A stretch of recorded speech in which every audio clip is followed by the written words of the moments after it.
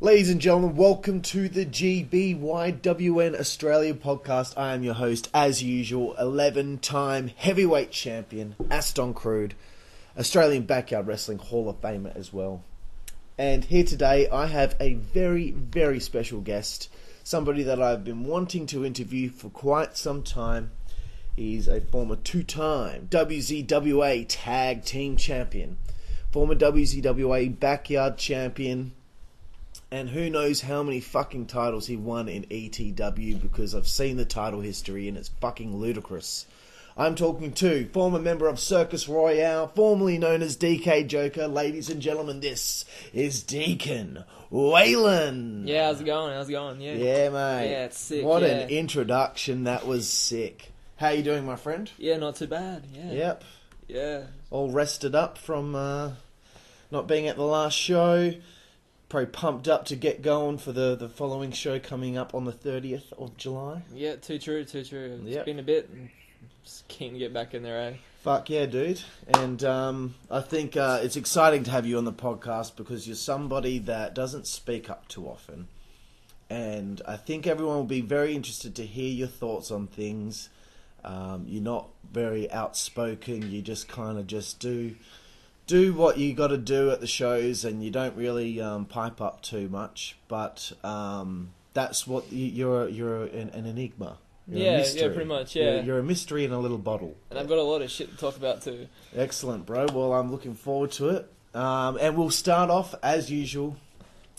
How did you become a wrestling fan? Well, it was, I think, maybe end of year. Oh, I became a wrestling fan. I think it might have been around 2003 to 2005. I was just flicking through like Foxtel and had the Raw after school kind of thing. Yeah. So I was like, oh yeah, what's this? And I think it was oh shit, can't remember who was wrestling, but it was a Raw, and I think it might have been a Christmas episode, to be honest.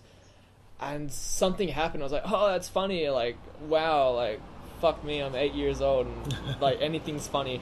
So I just kept like tuning in, and then just like, yeah, it's from there, just got more addicted, and Dad was like, oh, it's just a phase, we'll get over it, and now I'm like almost 19, and it's... So you were 8 yeah. in 2003? No, shit. No. Sorry. 2003, so I was like, what, 3? I was 6. You were 6 years old. Oh my god, I feel so old. 6 years old in 2003, and I'd already been wrestling for fucking 4 years. Okay, so it was just by just happenstance that you had stumbled over onto the channel that had Raw on, and yeah, pretty much. It wasn't because you had mates at school that talked about it all the time or anything like that. No, surprisingly not. No, I grew up in school with like Lord of the Rings and Dragon Ball Z and shit like that, and so I had no knowledge of wrestling whatsoever. Wow, interesting. Yeah. So who were some of your favourites during that time when you first started watching? Well, Jeff Hardy. Jeff Hardy's everyone's favourite. Yeah. You can't go wrong with Jeff Hardy. I think Randy Orton was another one. I just loved like the whole like look and the pyro and stuff like that. Was that when he was the Legend Killer? Yeah, I believe so. Was it 2005? Yeah, it must have been around that time. Something like that. Yeah. Yeah, believe it or not, my favourite when I first started watching wrestling was Mark Henry. Oh, really? Yep. Whatever reason, I loved the World's Strongest Man at the time. Thought it was the coolest thing. So, okay, you're a wrestling fan. You watch it every week, etc., etc. When do you end up meeting anybody that wants to do some sort of form of backyard wrestling? End of 2009... No, 2010, early 2011. That's when I started becoming friends with like Kyle and Ace and stuff like that, and they had the ATA, which was all trampoline action before it was the ETW. Gotcha. Yeah, and then they're like, oh yeah, we do some things on some trampoline wrestling stuff. Want to come over one day? And I was like, yeah, why not? Like, it could be cool.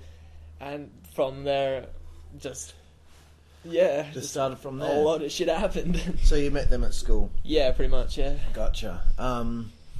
So ATA, did that last very long? I think it was there for a few months, like the name, and then they just changed it because they could come up with a cooler logo and like cooler name. But how many trampoline threads are called ETW out there? Probably like There's so many. Exactly. See, it's like XCW. Yeah. There's so many XCWs. So do you remember who your first match was against? It was against Damien. Yeah, he was like our WA state champ at the time, and I think I tapped to a wrist lock, to be honest. Oh, really? He grabbed my arm, he wrenched it so bad it actually hurt, so I had to tap. I was meant to lose anyway, but yeah. Okay, so it wasn't a case of everyone just decides who wins during the match. You guys did plan who won. Yeah, to a degree. Okay, fair enough. So you lost your first match to a wrist lock. Fair enough. So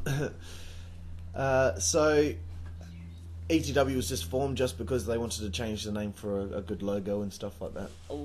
That's what I'm guessing. I mean, Kyle probably has all the answers, but yeah, that's what I would have presumed. So. Okay, so how frequently did ETW have shows? Every Friday after school. Really? And then every public holiday or weekend we really had. Oh, cool. That's awesome. And what titles were there in ETW? Well, there's the ETW Championship, our WA State Championship. At one point we had the Tag Team Championships, but that was just a clusterfuck. And then we had our Hardcore Championship. Gotcha. Yeah.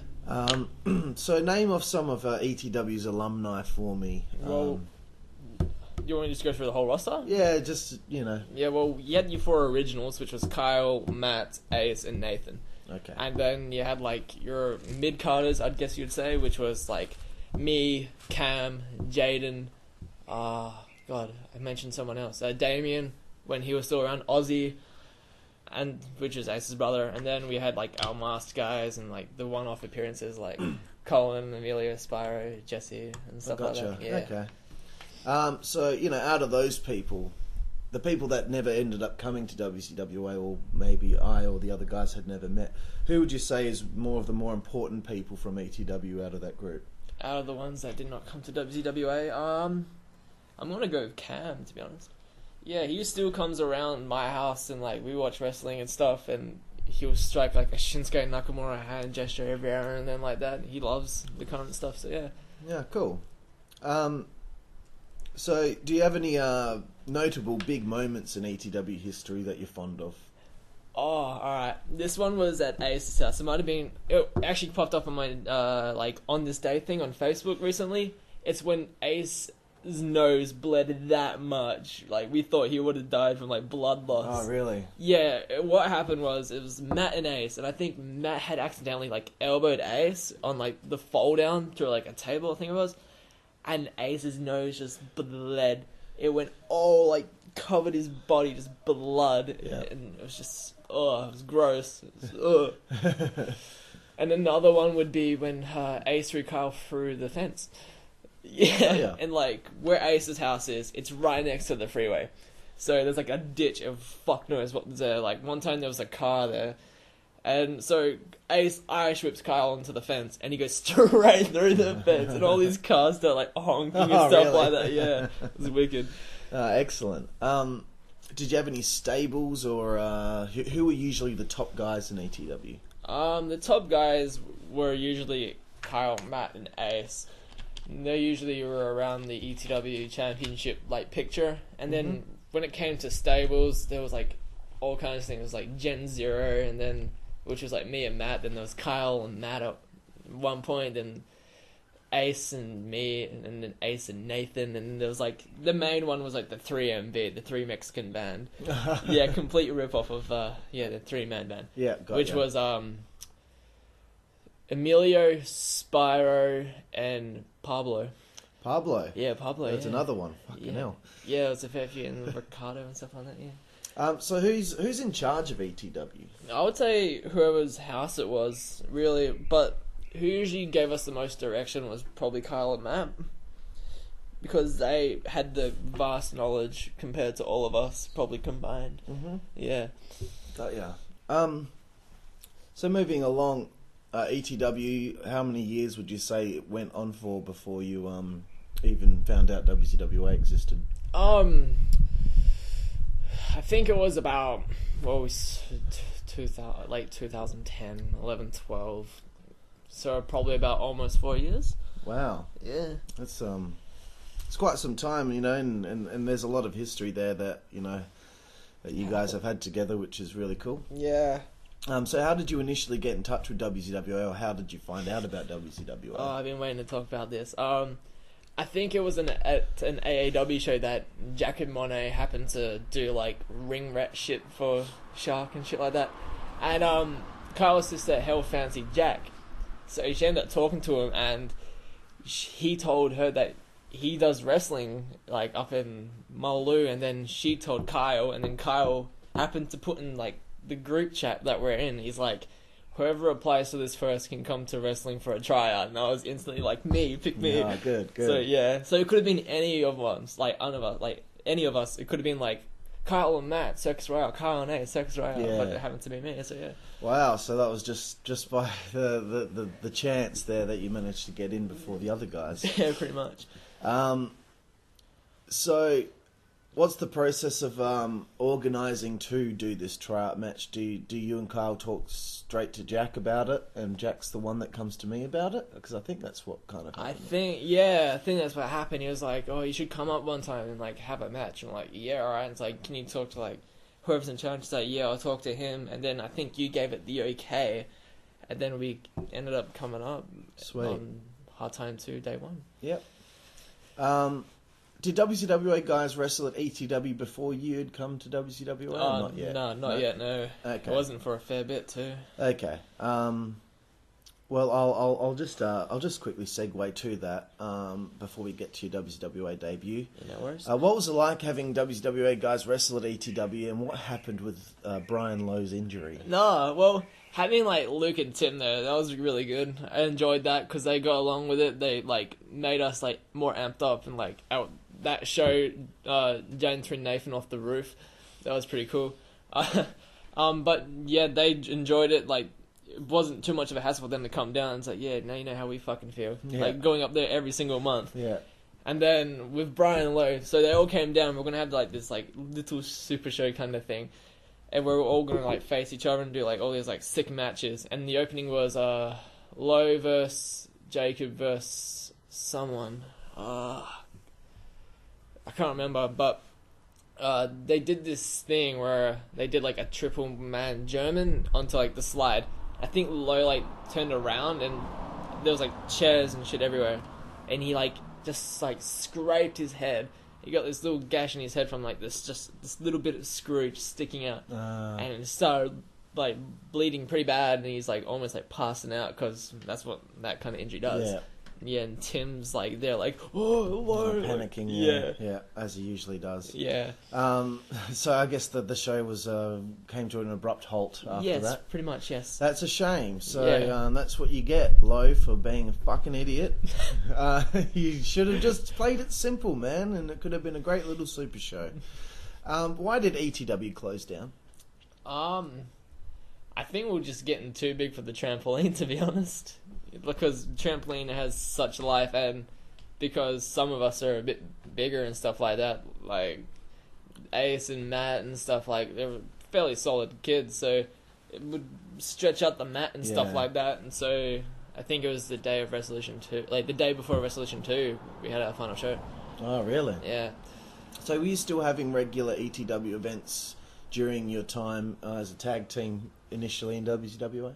I think for maybe our first year we were, and then around October we had a show. I can't remember what it was called, but we had our like invitational like battle royale kind of thing to determine the new number one contender for something. And that match happened, and we just ended up laying on the trampoline talking about which girls would fuck from school. And we just got carried away, and we had food, and we're like, nah, we can't be fucked wrestling. Oh, wow, okay. So it just kind of slowly fizzled out. What do you miss most about ETW? What I miss most is just all like the jokes and laughter and shit like that. Like, because we never had the crowd.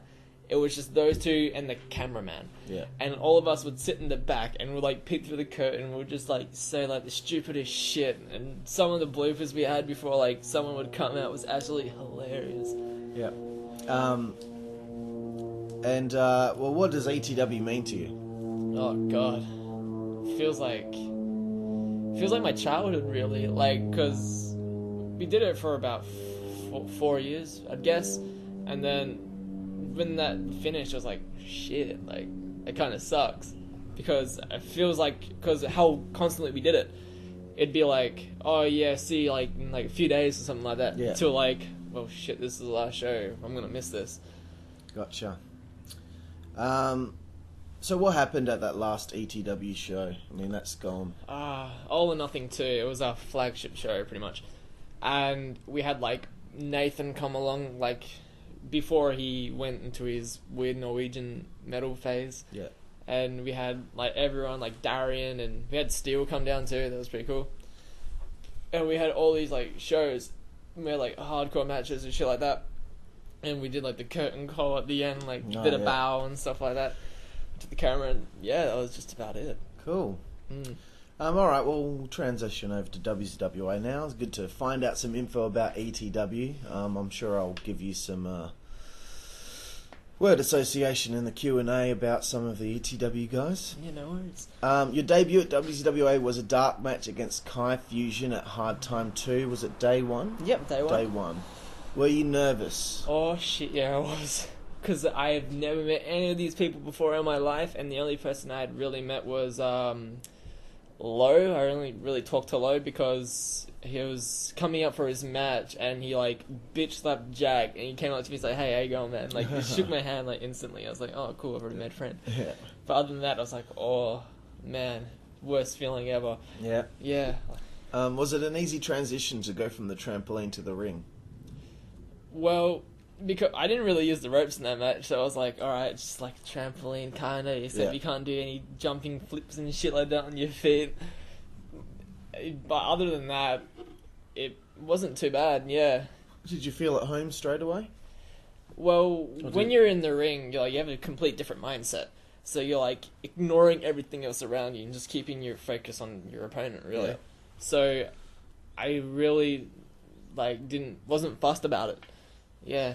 I thought it was a neat little match from memory. I was quite impressed with how you guys did against one another. How did you feel the match went? I wasn't disappointed, I'll tell you that. I thought we did alright, but I was like, oh, I could have done like this and that after, and like you always do with the match, like fuck. But other than that, yeah, I enjoyed the match, yeah. Cool. So what were your first impressions of WZWA? I'm assuming that's your first show you'd ever been to as well, right? Yeah, yeah.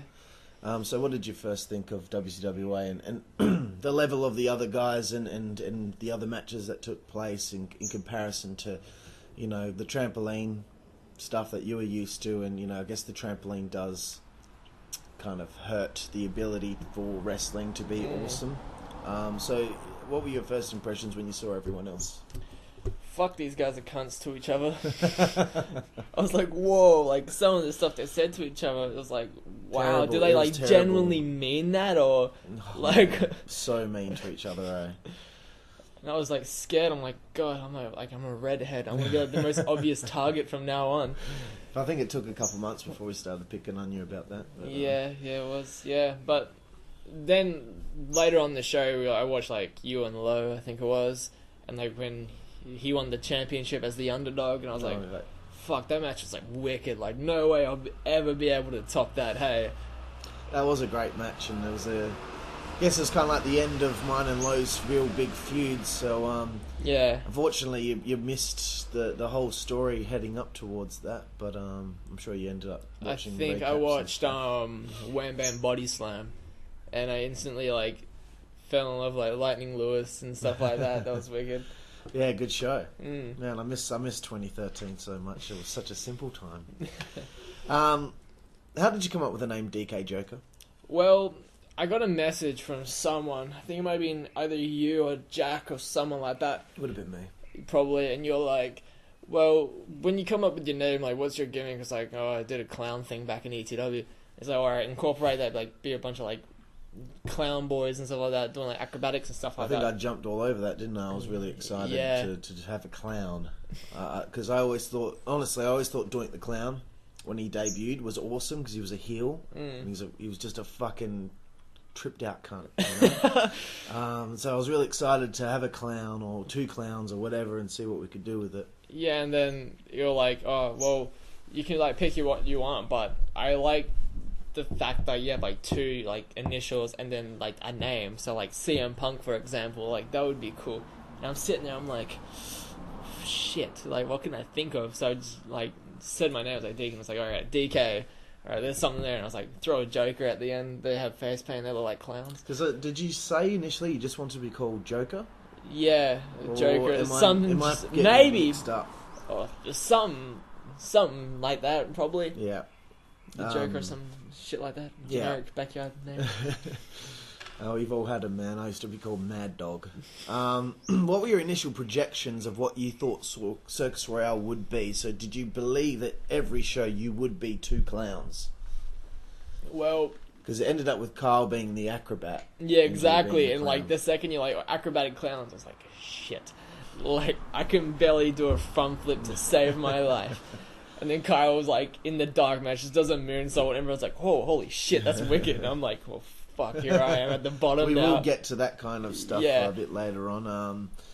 But were you, with what Circus Royale ended up becoming, was that what you initially thought it would be? I wish, like, well, it's hard, like, bringing shit on the train and stuff like that. So I wish we could bring, like, more props and shit like that for our entrance and, like, mid-match stuff. But because of public transport, I can't really bring some certain things. Yeah, fair enough. I just do remember always asking you if you got your face paint. Yeah, exactly. Face paint, and 9 times out of 10 you didn't have the face paint, but it didn't really matter in the end. You guys make your official debut at Autumn Brawl 2013 with a victory over the Backyard Rockers, which is Monet and Antilochus as the midday and afternoon rocker. We're excited to be entering WZWA as a tag team with Kyle. Oh, God, yeah, like, it's like, hey, like, when, for example, you see it, like, Breaking Ground on the network, it's like, the transition from NXT to, like, the main roster, like, they're so excited and stuff like that, and that's why I was like, yeah, like, now we're in a wrestling ring, that's so fucking cool. Cool, man. How did you feel, you guys were fitting in from the first few shows? Was it difficult to transition and to be one of the boys? Well, what we really did was, like, just keep to ourselves, and, like, sometimes we still do. And we just, like, hang, like, around, like, the corner, or, like, just stand there, and, like, someone would have to engage a conversation with us to start talking. And then, like, progressively through the shows, I just started, like, laughing more, like, at the jokes and the mean criticism and shit like that. And I was like, alright, cool. I'm, like, slowly transitioning. And, yeah. So it was a slow process to fit in with the guys. Yeah, pretty much. Next show, you miss Circus of Pain, which ends in Kyle losing to Scream and Esquelito in a gauntlet match. And then, and Kyle also lost a match to Jack on Backyard TV. That's when the rope fell apart, yeah. Yes.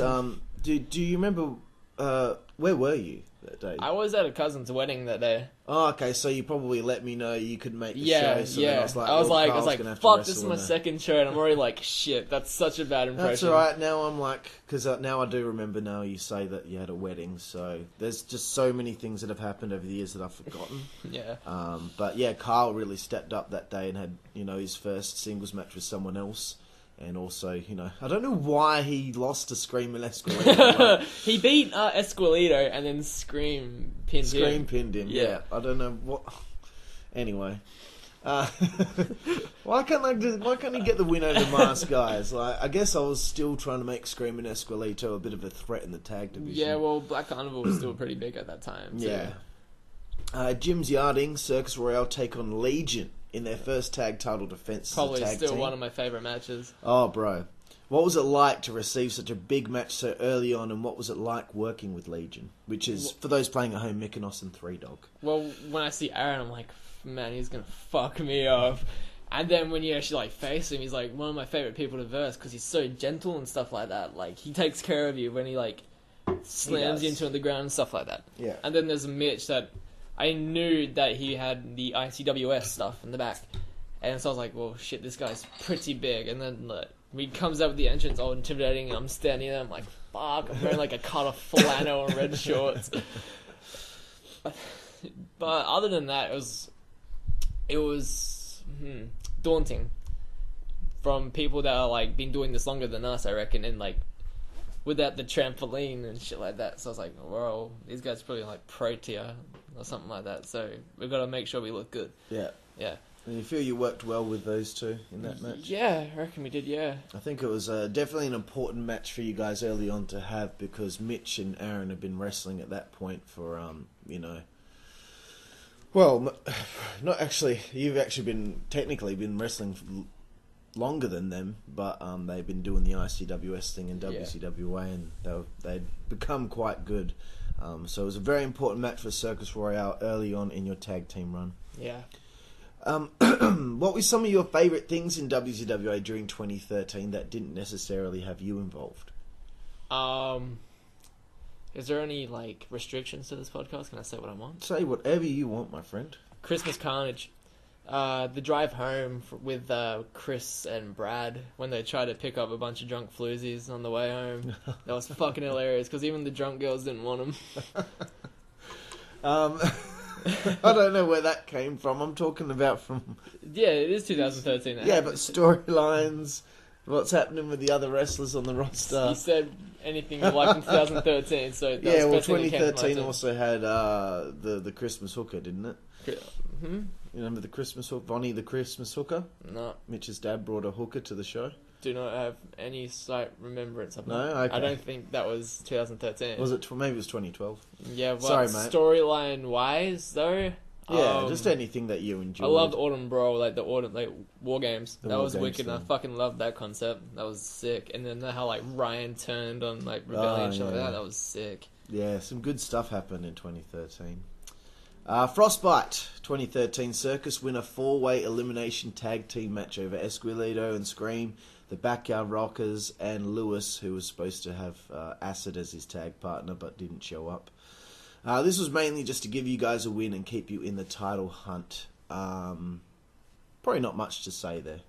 Well, that's when Lewis came back. Yes, I believe, and like he was like feeling so shitty that day because he was like, he thought we all hated him and stuff like that. We're like, oh hell no. So like throughout the match, we're like, we'll just do this thing. Like we were like having an alliance kind of thing, you know, like because I fucking love Lewis. Lewis is wicked to talk to and shit. Yeah, Lewis was cool, man, and I remember getting kind of shitty because I remember during this time things kept getting stolen at the shows. Do you remember that? And we all thought it was like this person or that person. Yeah. And just because he got into some shit, everyone immediately pointed the finger at him, and we found out in the end it wasn't him. So people were being unnecessarily mean about that whole situation, but. The tale of Lightning Lewis is a bit of a sad one, I suppose. But anyway, another victory for you guys, just to keep you rolling. Hardcore Hell Circus Royale have a losing effort to the franchise. From memory, this is a disappointing match, as I was angry at the hardcore stipulation ruining what I had hoped to be a fast-paced match. There's no real blame on you. I don't think there's any blame on Kyle. It's just putting the franchise in a hardcore thing at the time. It would end in a clusterfuck. Do you remember this one? This was Hardcore Hell, yeah. Yeah, the one where I think Jack Monet dived. had little... Jack dived. No, he dived too close. Like And he he had like dived like straight down. I was like, "Fuck, I can't catch him." And Monet had the little skewers stuck in his forehead. Yeah, I remember that. Yeah, well, I don't know. There was meant to be that whippersnipper spot too. And it's just... That's just when shit isn't going right as far as I'm concerned. It was a cluster. But you guys would have a chance to fix that situation when you wrestle the franchise the following year. We get to Battle War Revolution. Oh, well, did you like wrestling the franchise in that hardcore match, or do you agree as well that it wasn't as good as it could have been? It could have been a lot better, definitely. Yeah. Battle War Revolution, you guys finally step into some more singles action. Yeah, because everyone kept fucking no-showing. That's right, yep. And I think during that time I also been feeling bad that you guys had only been in tag team matches. Kyle loses to Ryan Tate for the backyard title, and you wrestled DJ. Yep. Was that an exciting opportunity for you? Well, after seeing DJ like hit people like really stiff, I was like, oh, I'm going to die. And not alone, it was a very hot day that day, I believe. It was like 40 something degrees. And so like every time you like hit the floor, like your back would burn, and then he would freaking go like smack you on the back just where you got burnt. You're like, oh, like fuck. But yeah, it was good to like verse someone that was progressively more intelligent on the whole wrestling thing compared to me. Was it that? So do you feel you learned anything when you wrestled DJ? Selling maybe a bit more, because when he actually hits you, he hits you. It makes hurts. you sell. Yeah, you're like, oh, like shit, like. But that's what he wants you to do, really. So yeah. Did it ever bother you? Around this time, people may have been paying more attention to and putting Carl over due to his flashy moves. Did it ever really? Surely, at some point, it was like, fucking hell, they keep going on about my tag partner. Yeah. No one ever mentions Yeah, it did. me. I was like, well, I'm going to be the shadow, like, pretty much, because he can do it, like, the flips, and he takes, like, the bumps and shit like that, and I'm just like, yeah, here's me. So it did upset you a little bit. It didn't upset me, it was just like... Just yeah, a niggling little it's like, shit. Yeah, like, fuck off. Did you think of any, did you think of any ways that you could possibly find to even it out a bit more? Maybe, I was like... what could I do? And I was like, maybe put more towards my character. And just some shit like that, really, yeah. Did you and Kyle ever talk about that kind of thing? Not to memory, no. Yeah. No worries. Christmas Carnage. You get to be in the bachelor party segment to build to the tag team match later against myself and Alex. Did you enjoy the segment, and what did you think about the fucking dog? No. This segment, I fucking loved that whole bit, because it was like, hey, we're actually getting like put into like a higher bit of the story now, like with the EA and shit like that, and it's like, that's pretty cool. And then freaking with the balloons, so pretty much what the gig was that we had like, EA was supposedly meant to get a hooker or something like that. A stripper. Something like that, yeah. And so you were blindfolded, and we scared the rest of EA off. We're like, yeah, cool, now let's fuck with him. So we had like two balloons like held there, meant to be like tits, and like a cream pie waiting. So once he feels the balloons pop from the pin, he will fall back and just get pied in the face. But what really happened was Hank the dog, fucking little cunt, he came out of left field and just grabbed one of the balloons and popped it. And you playing on, it's like, is that only one tit? Like, is that one tit? And then that one popped from the pin, and you're like, oh shit. And I'm screaming, Alex, there's a dog. There's a dog. What is this? And then pie to the face. Yep. That led to the match. Nice little segment there later in the show. You guys pick up the biggest win of your careers to date over Alex Stone and Aston Crude, who were undefeated at the time. Who'd never lost a tag match. During this time, was that kind of victory very exciting for you? You're like, oh shit, yeah, we beat some big people. Hopefully that can go to some big things now. And surely enough, it did. Yeah. How did you find working with more experienced guys?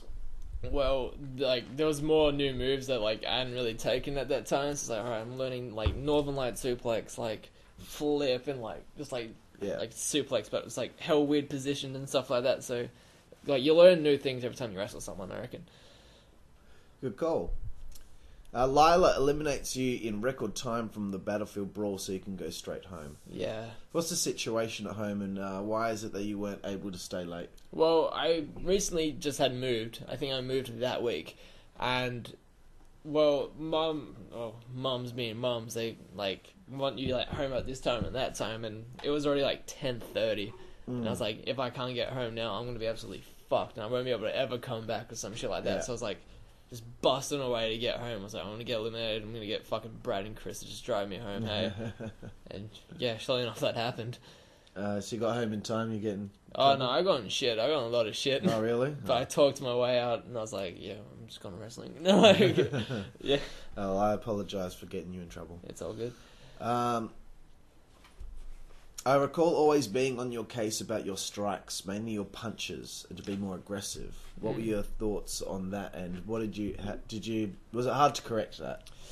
Well, I'm really one of the most softest people you meet. I'm just too nice. I'm like, couldn't like hurt anyone unless. Yeah, but you know, like did the strikes like better. And I was like, fuck. So I was like, sit at home, and I was like go like, nah, not like that, or like slap my wrist or slap my leg. I'm like, how can I make this look better? And I still do it to this day. I think when you get in there with someone like Kyle, because it's someone you're close with, you are more aggressive. But sometimes if it's someone else, you know, you might be a little bit soft. But you've really improved on that in the last few years, I must say. Boom, Resolution 2, your time to shine. The ladder match to end all ladder matches. To this day, one of the best of all time. How did the planning for the match go? Did you all know this was your chance to step up? And what do you think of that now, looking back, and what that match did for all 6 of you? Planning, it was like, I don't think we planned much throughout the day. I think it was just like nearing our match, like, alright, we'll do this spot and that spot, we'll do the helicopter thing, and like we'll try and do that Matt Jeff Nitro freaking spot like at Armageddon, I think it was, on No Way Out. Yeah. And hopefully not fuck up someone's face. And then, so we're like sitting in the back like, fuck, there's gonna be a big match, and then Rebellion comes out, and then we come out, then Franchise comes out, and then the match happens, and I do fuck all. I did absolute fuck all. I think I got thrown into the ladder once, I participated in the helicopter spot, and that was about it. Well, and I took the cutter off the ladder. That was about it. That's not too bad. You know, you had your spots. There's still 6 people there to worry about. Yeah. Did you think going into that this is a big opportunity to step up? Well, everyone kept slanting. It's like, it's the biggest show, so I'm like, fuck, gonna make the biggest impression then, don't I? And then look what fucking Kyle does. Does the fucking suplex onto the ladder. That was fucked. Absolutely fucked. What do you think that match did for you? Guys? Well, because of Kyle, I reckon it fucking helped us so much. Like, yeah, because like he's going up, and that means I'm coming up with him. So I'm like, yeah, sick. Next show is Combat Crisis. Before Combat Crisis, though, there's Backyard TV Episode 7, Triple A's debut tag team match against you guys. What took them so long to make the jump to WZWA? You. Did I say no? You're like, oh well, the roster's pretty full, and like as it was at the time, because like Delcano just came back, and we had like Phaser and shit like that. So we're like, well, we'll just see, like bring him down, and they have the Backyard TV match. And we're like, all right, cool. And then you end up saying like what you said to us, like after the match, you're like, come back next show and we'll see if we can put you on the card. And I was like, wicked. And surely enough, that happened. Cool. Had they shown interest for quite some time before that then? Matt always like watched like some of the shows, and I don't know, Ace always keeps to himself, still does. Yeah. But I reckon he knew of it, and like he used to ask like some questions and stuff like that. But yeah. So what did you think of that match with AAA? Did it mean a lot to you to give them a good match to help them get a spot in WZWA? Yeah, I reckon it did. Yeah. Yeah. But well, because you're friends and like you wrestled them before, but like when I wrestled them in the ring, it felt completely different. Like I barely knew them, hey, because it's just a completely different environment. And I was like, all right, shit, we can do all these things now, like all these new moves that we've always wanted to do, and we probably didn't hit any of them, but yeah, it just felt a lot different compared to the trampoline. Did you feel that they did well in the new environment? I'd say so. Yeah. I think everyone initially saw the promise in Arthur Aries straight away. And Ace, it took him quite some time to get a lot better, and now he's way better than he was when he initially started. Yeah. But, that was a really good tag match and really helpful for them. Combat Crisis, a short feud with Steel begins between you guys and him. And your problems with the EA begin to grow. You lose to Acid. What's it like working with Acid? He fucked me up. He fucked me up good. I was like, or we'll just like taking Acid slow. He was like, get me and shit, and like at one point he like gets me like a sleeper and throws me down and starts fucking elbowing me in the head. I'm like, oh, like that fucking hurts, dude. And then next thing I know, freaking taking a suplex and a blue thunderbomb, and that was about it. Got ya. So at Combat Crisis, I believe Kyle beat Steel. Yep. And then Steel cuts a promo on you at home for the following show. Sure does. Backyard TV, episode 8. You and me, one-on-one for the first time, and I think the only time, yeah. Yep. Another loss. The loss is disheartening, or you don't really care about wins or losses? I don't care, as long as I'm out there having fun, that's about it. What were your thoughts in the match, wrestling old Aston for the first time? I was intimidated as hell. Like, I probably said that so many times already, but from someone that, like, I had just recently discovered went pro, and, like, I was like, well, fuck. Like, why am I versing someone this good? I think one of the things that you and I always enjoyed was when I give you a powerbomb. Yeah. So as I pick you up and I just throw you. Because I was like, what, 57 kilos at the time? Yeah. It was, you're definitely one of my favourite people to powerbomb. At Pro Wrestling, your first singles match victory is over Steel Kemsley. And that ends the 2-show feud with Steel. This is Steel paying his dues on his way back to WZWA after kind of screwing up for a while there. What was it like working with Steel, who was, somebody who I would say was less experienced than you at the time? Well, just let alone everything was completely different. Like, if I had my haircut that day, like, not that day, but like I recently had my haircut, and so like all this like long red hair was just gone, and like coming out to that was completely different because like my hair cooled me like down during the match. I was like, fuck, it's so hot. Yeah. I was sweating, and when it came to Steel, like, well, we all knew Steel was not the best, but he wasn't the worst, and he had his moments. So when like you get there, like, I think it's hard talking to him like during the match, like, oh yeah, take this, and like he'd be like, what? And you're like, take it. And it's like, huh? So, so it was really hard to communicate with him through the match, but got the match done. Yeah, he can be hard to communicate with during the match, but beforehand you can plan things out. Then you go out there and call them, and he might not understand immediately, but you just got to take control. And I think you guys did do quite well for considering both your experience at the time. Yeah. You finally have a rematch with the franchise, and this time it's a much more solid match at Hard Time 3. It's the the anniversary show. How did you feel about where you had got to in a year, considering that you debuted at Hard Time 2? I feel like we progressively got better as a team, like more team moves, and like grew stronger, and like by that time we like made friends with like everyone really, so we knew them more, so like we felt more confident around them and in the ring as well. Could you taste those tag titles? Oh shit. Like through the whole like process, like surely we're gonna get them at one point, and then every time we like went to face for him, no, like fuck you, like sit down. so many failed title shots, but I think that's a part of the charm of eventually winning it, is all the failed attempts on the way there. What was it like working with the franchise? I liked working with Monet. Monet's a good wrestler, and he still is to today, and like as well as Jack. Like Jack back then was really good, and like just like how they were as a team and how good they worked together was also like wicked. So we had like these two really good working teams fighting together, so hopefully we could like make something decent of that. Autumn Brawl 2, 2 versus 1, 3-dog for the World Hardcore Championship. Yes. I don't know. I think this match was put together because I think I was starting to get a little bit burned out on the booking, and a lot of things were happening that didn't have any build up. But you both shine in the match, and you both show what you're made of in that match, I believe. Especially you, because I think you took your shirt off and you're really going for it. How did you feel about that one? I was happy with that match. Well, firstly, I fucking loved the powerbomb he gave me, because my head just whips back and like smacks forward. I was like, that looks so deadly. And it's when I was like, I came a bit out of my comfort zone, really. I was like, well, fucking, I'll just get him to like throw me into some tacks, and like did the senton onto the chairs and shit like that. I fucking loved that. So I was like, I don't know what it was about that day. I was like, I'm just gonna fucking step out of my comfort zone. Yeah, it paid off. Excellent, bro. Lana's ass. Aries makes his WZW return after fucking me around the first time to cop a loss to you and restart the AAA feud. So Big Ace had been sticking around. Yeah. But Aries had said, I got work, blah, blah, blah. I gave him a little pep talk saying to him, bro, Do you want to be a guy that was just there and gets forgotten about, or do you want to really shine?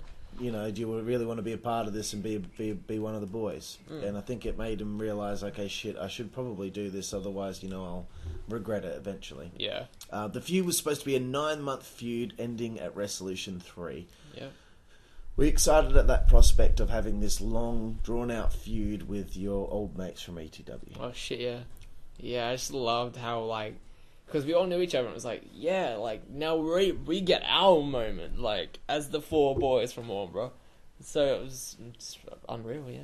How did you feel that the feud went as the year progressed? You had little things like you getting kidnapped and all that stuff. Were you really having a good time? I wish we could do more behind-the-scenes stuff, and, like, even at the shows, like, besides that one point at Christmas Carnage later that year, and, like, when they came out and attacked us, I wish, like, they could come out and attack us more and shit like that.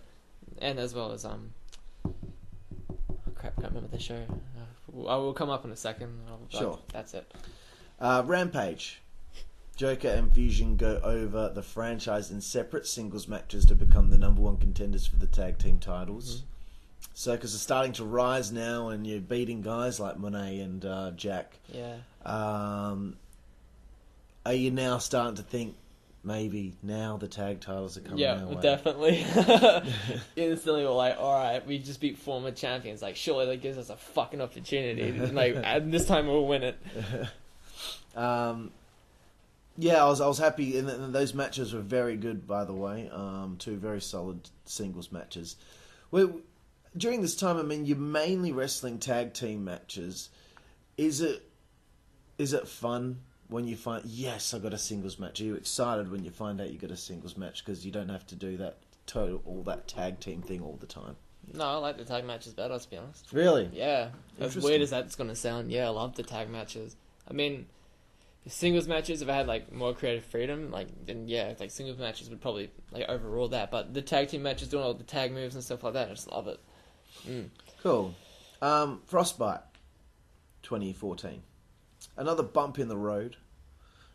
Blade and Ryan become the tag team champions. Ah, yes, that's when I was with the franchise for a match. That's right. Kyle was out with ear surgery at the time. And Jack got eliminated, so I was one part of the franchise. Yeah. The initial idea was that Kyle and Jack would get eliminated early, so then you and Monet would have to join forces in order to make sure that Blade and Ryan didn't become the tag team champions. We still ended up going with that anyway. Yeah.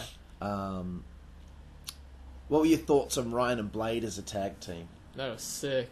Because they had, like, Ryan, that's the mouthpiece, and then you have Blade, that's the muscle. It's pretty much like Enzo and Cass. And you can't teach that. Blade and Ryan are made the tag team champions just to get the belts off the franchise, but not only that, to be the heel team to put you guys over at some point for the tag titles. So I believe that's what my thought process was at the time. Was it hard doing the match without Kyle? Not really, nah. Well, by myself, I got, like, a little bit of offense, and then I was like, I'm just used to getting, like, beaten the fuck down, really. And then when it came to the point where Jack got eliminated, and me and Monet got together, like, Monet went out and did his thing, and then he got eliminated, then I came out, and, like, made it almost look like I was about to win, and then, no.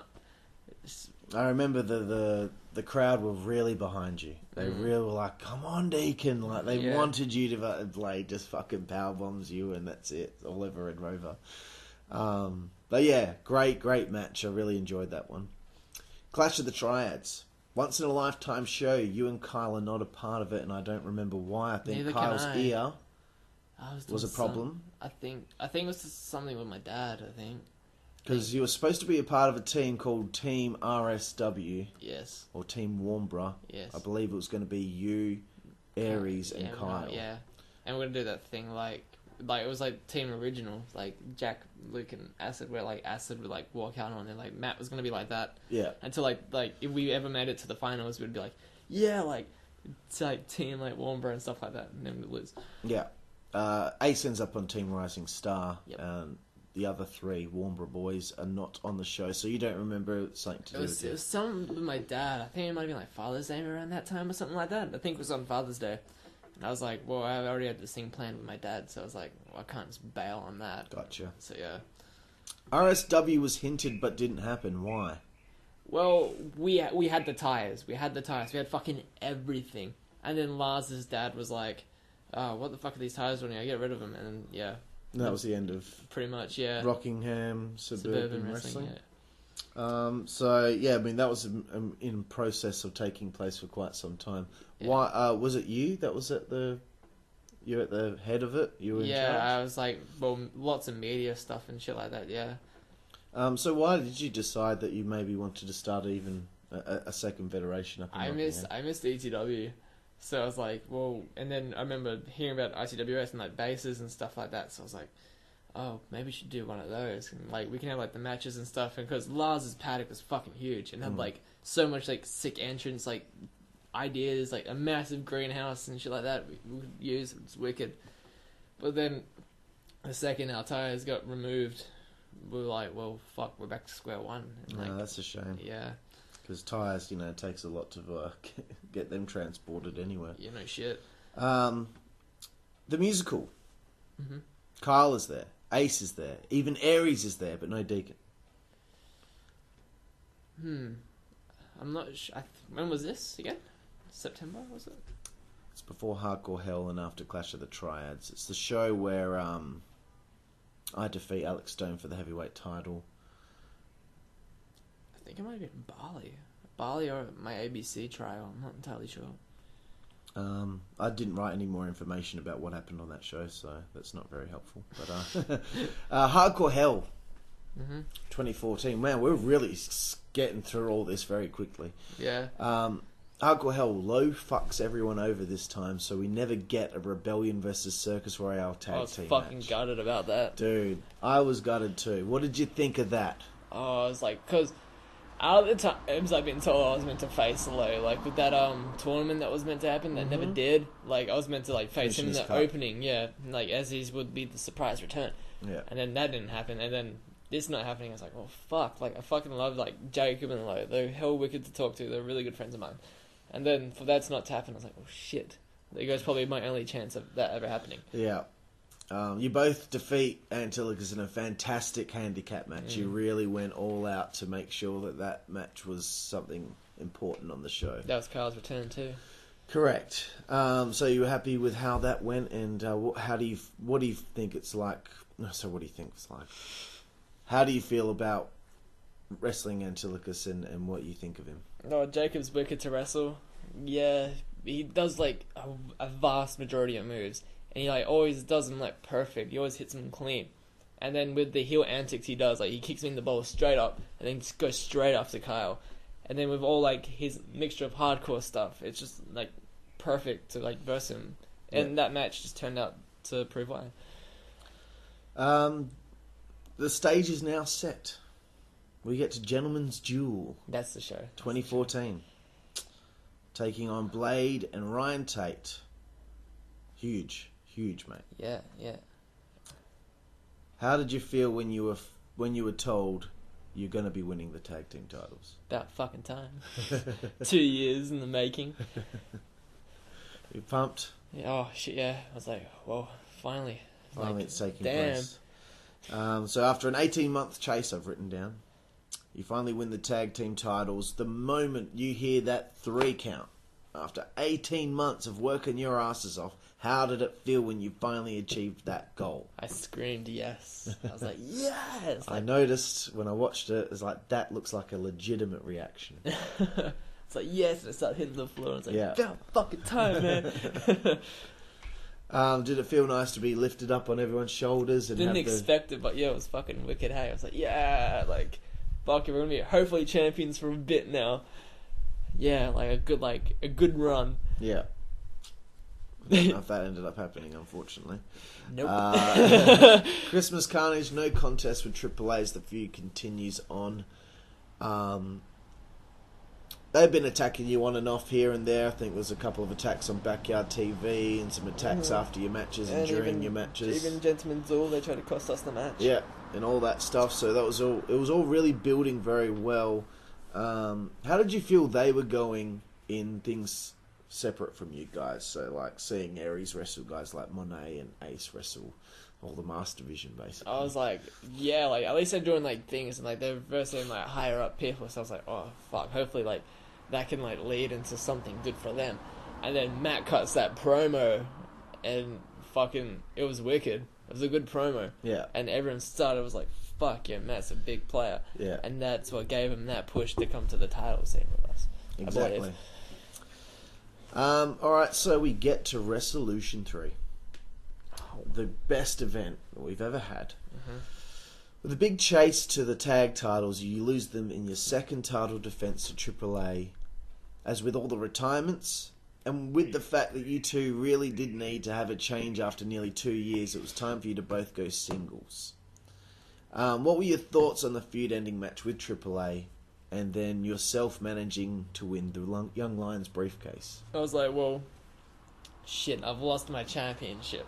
And I'm like, but I've got that Young Lions Cup, so fuck knows where that could lead. Yeah. And then, like, Kyle ends up winning the backyard title later. I'm like, alright, cool. And, like, now that we're going singles, like, maybe, like, we can, like, form up one time, but as different champions, like, just build some sort of alliance. Yeah. Yeah. Did you like the match with AAA at Resolution? I mean, that was quite a brutal, no DQ tag Besides match. how we fucked up that side effect. Like, because we fucking nail every single time in ETW, like, perfect. And then, like, I jumped, and then Matt didn't jump. I was like, oh, fuck. And then it just ended up being like this onto the tags. Like, oh, well, shit. But yeah, it was a very good match, and a good end to the feud. Mm-hmm. How did you feel seeing Carl win the backyard title within the same show over Nick Ariel? I was like, whoa, fuck. Like, I heard all this hype about Nick, and, like, watching from, like, Resolution 2, him and John, I was like, fuck, these guys are hilarious, but they're so good. Then Kyle beats Nick in, like, the ladder match, which Kyle is now, like, the ladder match king. And I was like, well, shit, that's pretty good on him. Yeah. Like, yeah. I personally feel that it was a shame that we had to rush your tag title reign. Deep down, do you feel disappointed that it couldn't have gone on longer due to the situation that was at hand? No, it's like better have one than none, really. Yeah. Yeah, like it's just another accolade. And I'm like, well, cool. I can just progress off that. Really, add that to my resume. So during Resolution 3, you go for the World Hardcore title with your briefcase, which I think is a great piece of storytelling. Kyle succeeds, whereas Deacon falls in his face. What were your thoughts on how that went down? Fucking love that. Just like they both hit each other with the kendo, and then freaking never had to knock on wood comes on, and everyone's like, what? Like, do it, Deacon, do it. And freaking I come in, I like hold my briefcase, and Rex is like, what are you doing? I'm like, oh, hey, man, like, this is like one in a chance opportunity of a life, and bam! I love the you trying to explain in within 5 seconds what you're trying to do. What are you doing? Oh, well, I won this briefcase. And you clock him with the briefcase and cost him the belt. Oh, fucking love that. I thought it was a really good start for DK Joker as a singles wrestler, and a cool little storyline that we would work into with you and Rex. How did you feel about the idea being pitched for you to be the one to turn heel on Kyle? I was like, well, shit, because Kyle looks like he could be more heel with like his like chin scruff and like his hair and shit. He just looks like that heel that would be. And then there's me coming out to freaking the Mighty Boss tones, like the tie-dye shirts. I'm like, yeah. And then it's like, you're going heel. I'm like, whoa, shit, I haven't done this in a bit. Yeah. So you're excited to be a heel? Oh shit, yeah. Well, Resolution 3 is over. Mm-hmm. 2015 starts with the lull period that I call it. We went the first 3 months after Resolution without having a show. Mm-hmm. I did need a break, and Think we all needed. I think everyone needed a bit of a break. We're all getting a bit burned out. But the lull period really did ruin the storytelling of how you were going to turn on Kyle, and I think you were supposed to turn on him soon after Resolution, but it ended up getting pushed further and further back because of different circumstances that were taking place with all the retirements and having to change all the booking all over again. Too true. How did you feel about... And I've got to go grab a beer while you explain how you feel about this. Have you already had your second one? Yes. Fuck's sakes. How do you feel when it seems like, before you even get to Hard Time 4, that WZWA might be coming to an end due to the situation with Jack. Well, there's always been like ups and downs in the thread, really, and then from that point it's like, yeah, well, unless we can move the ring, it's gonna end. We're like, well, shit, like, I'm gonna miss like the whole experience of like hanging out with everyone, because probably if this thing was to ever end that early, I probably wouldn't even be here right now, to be honest, because I probably would have like just not like split apart from like most of the people, I reckon. And if it wasn't for the thread, I reckon that would have happened as well. Yeah. It was a shit time, really, in WZWA's existence, just not knowing what the fuck was going to happen. Yeah.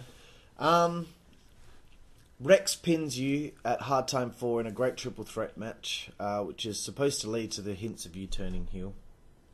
The feud with Rex didn't seem to work the way I wanted because we had a shorter amount of shows that year. What were your thoughts on working with Rex Regan? Well, from Hard Time 4, when I had that match with Rex and Jacob, like, I felt like I could have done better because it was legit the day of my school bowl, my year 12 bowl. And I was like, well, I'm not even meant to be here. Like, I just told my mum, I was like, I'm just going to Rocco Shops to go help Boy on with something. And then freaking training it up here to have my match and like, yeah, bye, and like train it all the way back. Go home straight away, gotcha. Yeah, and so when it came to the next show with Rex, False Finish, Rex is probably my favourite person to wrestle. It's flat out. Like, owning him in freaking Serbian was one thing before the match, but from like the unexpected German, I was like, oh, that got a good reaction. Like, let's just keep doing like things on the fly, like 5 seconds of planning beforehand. Like, what's the finish? What's the start? That's it. And then from there, we just planned just did all this shit on the go, and it turned out wicked, I reckon. Yeah, excellent. Yes,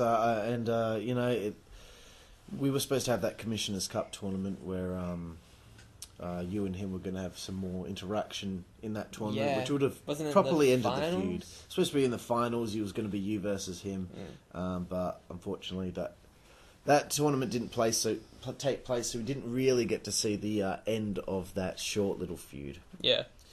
So with 2015 being what's going on at this stage, ICWS returns, and you get to wrestle for ICWS. Yes.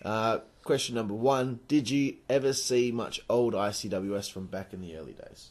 Besides the stuff that really got put in the thread, not really. Besides, I think I was watching one show. It was like when XCWS guys invaded ICWS, and they had like those matches like,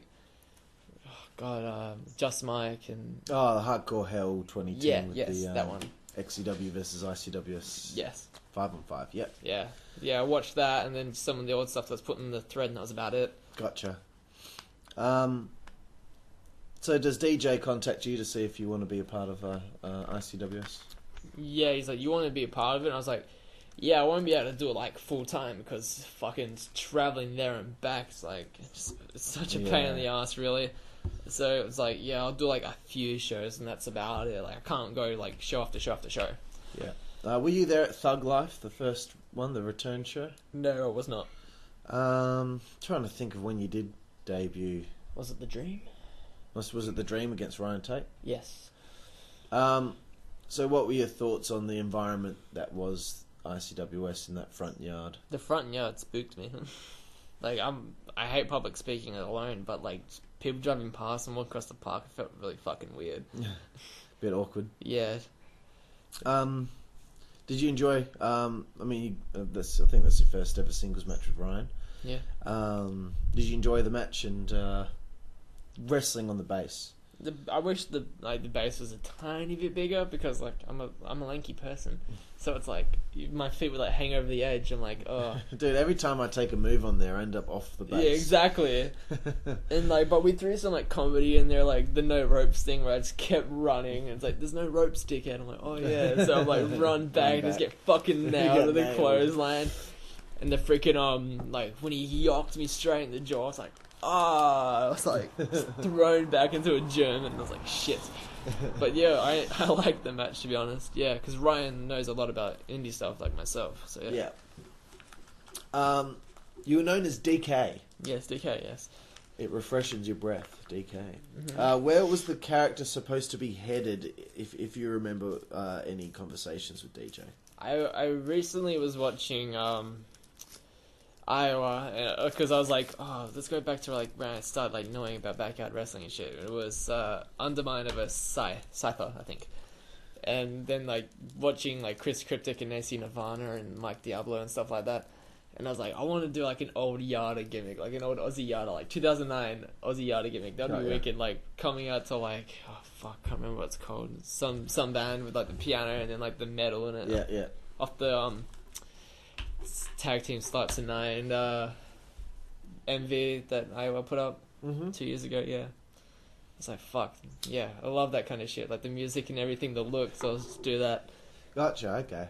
I didn't realise that was what the character was. No, I was also watching Mark Electric with the headband. I was like, fuck yeah, headbands are cool. Gotta wear that. Did DJ let you know where he was going to be pushing that character?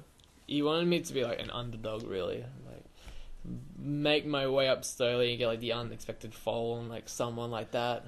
And then just try build my way to the junior heavyweight title picture. Gotcha. So how many shows did you end up doing? 3? 2? I think I did 2 in the front yard, and then I did 1 in the backyard. One in the backyard where DJ entered the match with early. that bass that like fucking hurt. Oh my god! What did you think was the main problem with the new ICWS?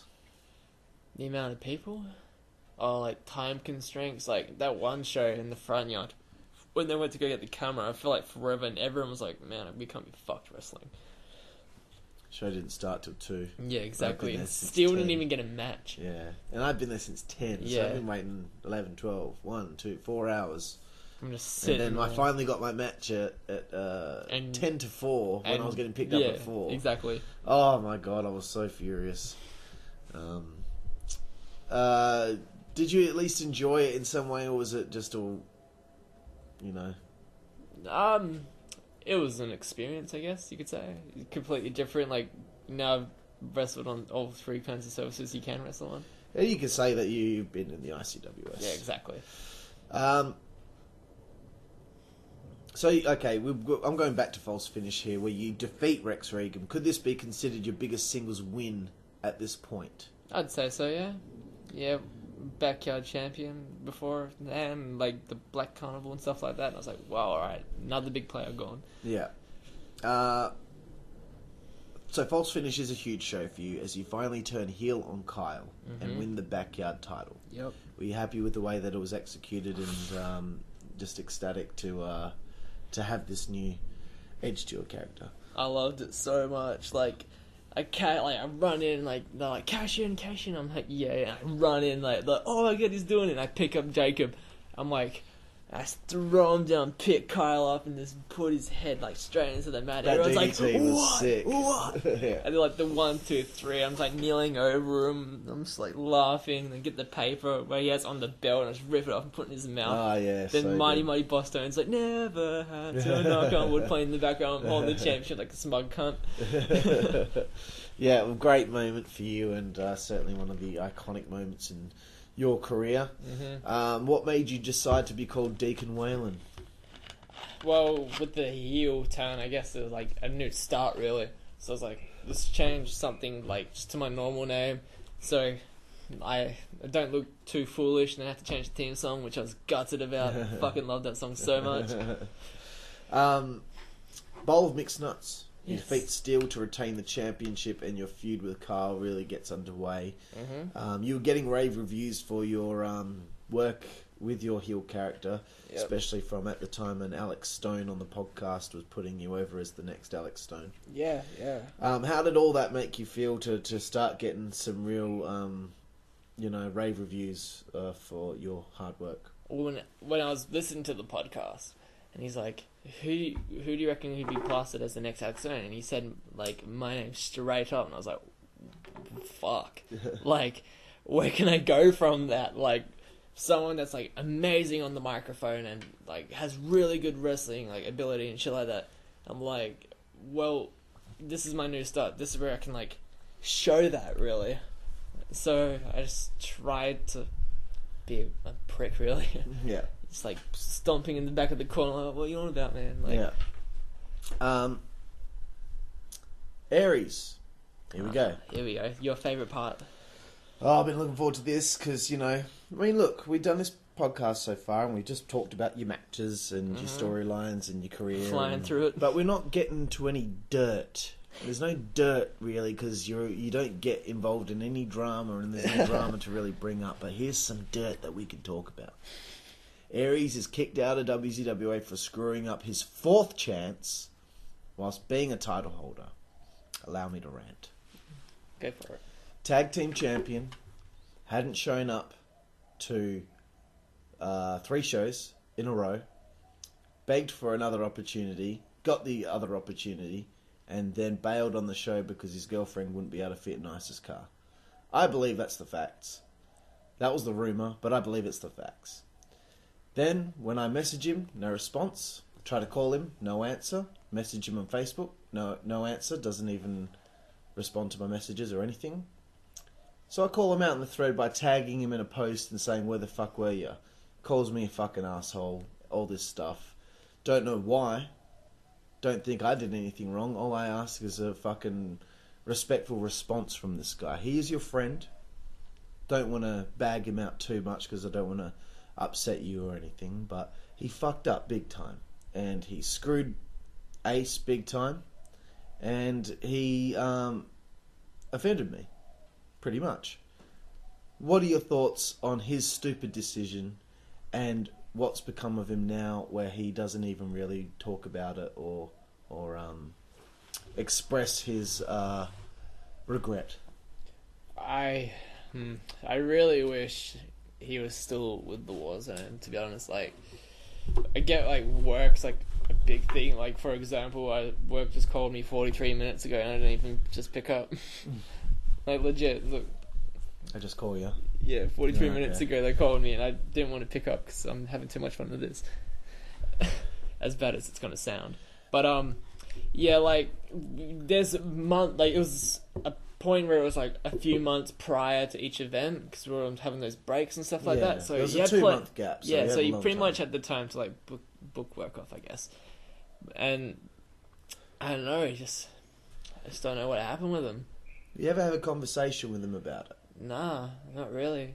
Do you feel too awkward to bring something like that up with him? I just don't think it comes to mind, really, because I just don't feel like it'd be like a thing to talk about. You don't want to rock the boat. Yeah. And start a possible argument. Yeah, exactly. If anyone could actually argue with you, I don't think they could. But I was hoping to get a bit more dirt from you on that, but I mean, well, like, even, like, for now, for example, I rarely see him. Like, there'll be, like, I saw him a few weeks ago, and I saw him again when he came through work, but other than that, he really keeps to himself. Gotcha. Yeah. So you're disappointed looking back at what his decision was at the end of the day to not do the right thing. Yeah. But with that, gives you an opportunity, yeah? Yeah. You're revealed as Big Ace's choice as his new tag team partner, now making you a 2-time tag team champion. Yeah. You are on fire at this point, a double champion. Not many people have been able to have that distinction. How does that make you feel when you find out you're going to be also the tag champion? I was like, fuck me. Like, I'm a really big player now. Like, I'm getting some good, like, vibes off this. And I was up there. Like, even, like, the Yardies segment in this or whatever, like, I can bring that up too. And yeah, so I was like, alright, I'm making waves now, let's continue this. What did you think of the idea that Monet had to try and get you in their group? I fucking love that idea. He really felt strongly that he and Jacob and you, all the title holders, basically being like the power stable. Yeah. I would have loved that so much. I still talk about it to this day. I'm like, fuck, you know what could have been? That could have been wicked. I understand that. Yeah. My thought process was he's doing good on his own. He doesn't need to play third fiddle to Antilochus, the heavyweight champion, Monet, the Aussie champion, and then he needs to be his own thing. Yeah. So that was my thought process. What do you think of that? I agree, though. In the end of the day, that's how it ended up being, and look how I've turned out now. I'll give you one example. When Triple H and Shawn Michaels were DX, there was an idea at the time to have the New Age Outlaws join them to be in DX. Yeah. But someone said, no, they're good on their own, let them keep doing their own act and not play second fiddle to other people. So I think that was just kind of the thing that I took that from, and I think it was a good decision in the end. I think you and Ace certainly created a good vibe together as a team. Yeah. So how did you feel about being aligned with Ace? Another one of my friends, really. And because Ace really keeps to himself, I'm like, alright, I can try and bring him out of his shell now. Be like the mouthpiece as well, while he's the master, but try and get him to talk as well. Be more vocal. And just use him as, the person I hide behind, what? Hide muscle. Yeah. Yeah, I thought it was cool for you. It was kind of like Shawn Michaels and Diesel. Yeah. You defeat Kyle at Frostbite in the first match of the feud. I believe it was cleanly. Yeah, I rolled him up, yeah. Yeah. So what were your thoughts on how the feud had been progressing at this point? Well, I believe that was the show I announced my stipulation. Yes. Yes, if you were the Backyard Champion, you cannot face me for the Backyard Championship. And he was the Backyard Champion before, so he couldn't ever grab my title off. Yeah. So I was like, well, I've got him in a checkmate, really. What did you think of the stipulation? In hindsight, I think it might have been too confusing for everyone out there because they were just so fucking stupid they can't figure it out. There was one, I think there was the next match that you have, which we'll talk about. Kyle pinned you and everyone thought he won the Backyard title. It's like, fuck, he already explained it. You can't win the belt if you're a former Backyard champion. Yeah. Do you think it worked? Yeah, I did, yeah, because even though it was really Kyle that was facing for the title most of the time, it just still was yeah, well, you can beat me, but you're not getting shit off it either, so fuck you, man. Yeah. You cut a promo on Kyle. Yes. I believe it was before this match. You stumbled a little bit. Mm-hmm. Do you struggle with promos? Well, it was the first time really cutting a promo in front of everyone, so I was just a bit tongue-tied because you don't know what to say really on the go. Yeah. I didn't really give any thought towards it or anything like that, so I just went out there and I was I said I'm the only tag champ or something like that, and I was wait a minute, no, I'm not. I am a 2-time tag champ. yeah, you stumbled a little bit. Did that dishearten you? No, not really. Future promos or anything? No, I was oh, it's just a little fuck up. Yeah. People make mistakes. Yeah. Hardcore Hell, there's a 3-way with you, Steel, and Kyle. Mm-hmm. You did the triple German spot, and I like that spot. Yeah, solid match. Well, how do you feel that it went? You three have been, over the years, always had something to do with one another. Yeah, pretty much, yeah. So it's alright, it's a new match, but this time all three of us are facing each other, where it would be 1 versus 1, or both of us in the feud against him, or something like that. So it's alright, we can do some cool stuff, bring up some old things, and yeah. What do you think of the improvement of Steel Kemsley at this point? Steele's become one of the fan favourites at this time. He has done so much, and he's so committed now. He's diving over the ropes, he's doing sentons. The fans just love him now. Yeah. He's gotten so much better, I reckon, since he started watching NXT. Gotcha. Yeah, he's a big muff for NXT. He just loves everything about it. And that's, reckon, where it's helped him. Gotcha. You and Steel hang out a bit, don't you? Yeah. Do you consider him one of your best friends in WZWA? Oh, for sure. You have sleepovers and stuff. And with John Kemsley. What? Take us through a typical sleepover with Steel Kemsley. A typical sleepover with Steel Kemsley. Well, we'll rock up, and you admire the fucking house. The house is beautiful, always is. And you talk to Steel's parents, and you go through his brothers and stuff like that. And then you hit the games room. He's got a fucking RC racing fucking arcade game there. Oh really? Yeah, he's got the TV. Fucking spoiled cunt. Yeah, no shit. Legit, you need to go to his house one day. He needs to have drinks. Steel, if you're watching this, host drinks soon, alright? Yeah, drinks, bro. Yeah, drinks. He's got the pool. He's got everything. The pool, man. Man, does his mum wear a bikini? I heard she's got really nice tits, man. You already said that before on Skype, remember? Yeah. She was in the background. Oh, and I think I said, bro, I'm really jealous that you got to suck on this. Yeah. That's so fucking rude. And he's sitting there and one eye's fucking losing it.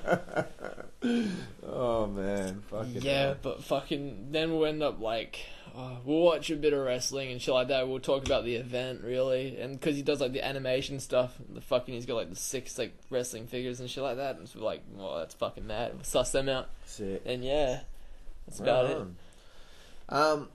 Alright, you kick off Hanukkah Havoc, dropping the tag titles to Regan and Kensley in your first title defense. Mm-hmm. Here's something that I'm really interested in your thoughts on. What were your thoughts on the damage that was done to the tag division in 2015 due to the fact that all the tag teams from the golden tag team era had basically split up? So you had no more Rebellion due to Lowe's retirement. Mm-hmm. You had no more franchise because those two were fucking bored of it and wanted to do something else. You and Kyle had split up.